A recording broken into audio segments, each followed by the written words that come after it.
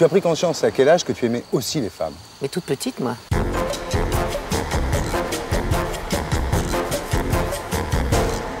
Alors Catherine, au mois de novembre, donc, le Châtelet, avec combien de musiciens sur scène? L'orchestre symphonique Orchestra, qui se compose de 40 musiciens, et je les mets sur scène. Ouais. Parce que j'ai été musicienne de faux orchestre, et on souffre de ça. Et moi, je pense que c'est dommage de s'offrir 40 musiciens et de les mettre dans une fosse. Ouais. Tu les mets en pleine lumière, quoi. Alors je vais les mettre dans une vraie, et je vais les mettre sur scène. Ouais. Et ça s'appelle comment? Ça s'appelle Sand et les Romantiques, c'est une évocation de la vie de George Sand, qui était une femme géniale. Alors, tu sais que les gens ne manqueront pas de jaser sur le fait que tu t'intéresses à George Sand quand même, non?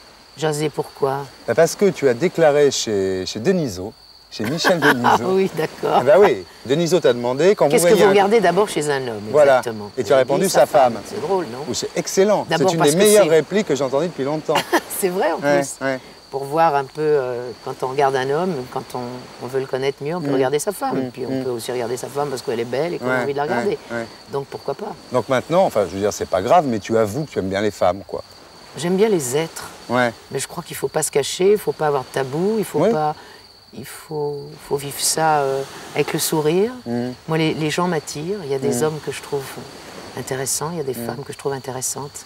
J'ai aucune frontière ni dans ma sensualité, ni dans mes amours. Certaines personnes assument leurs fantasmes et d'autres pas. Voilà. Moi, je fais partie des gens qui essaient de les assumer.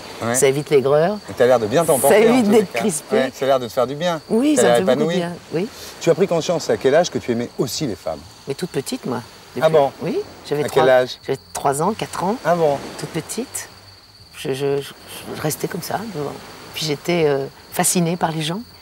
Et au début, ça t'a culpabilisé? Tu disais... Jamais. Non. Mais du tout. Même toute petite, tu t'es jamais dit, c'est bizarre, je suis attirée par les femmes, non? Non, parce que j'ai toujours aimé ce qui était un peu interdit. Et que c'était le côté belle aventure. Et aujourd'hui, alors? Je veux dire, tu fréquentes des hommes, des femmes ou seulement des femmes? Il est vrai qu'il y a des gens à qui je fais la cour et d'autres à qui je fais le jardin. Ça dépend des fois. Tu me ferais la cour ou le jardin, moi? Ça dépend. Hein? Oh, la cour, la cour. Et alors, George Sand, dans tout ça, comment elle vivait ça, George Sand, elle? George Sand est principalement une femme à homme. C'est une femme qui a aimé les hommes toute sa vie et qui a eu quelques attirances pour une Marie Dorval, par exemple, qui était une comédienne qui était un petit peu, si tu veux, la Gianni de l'époque. Marie Dagut, enfin, il y a eu quelques femmes comme ça dans sa vie, mais je crois que c'était...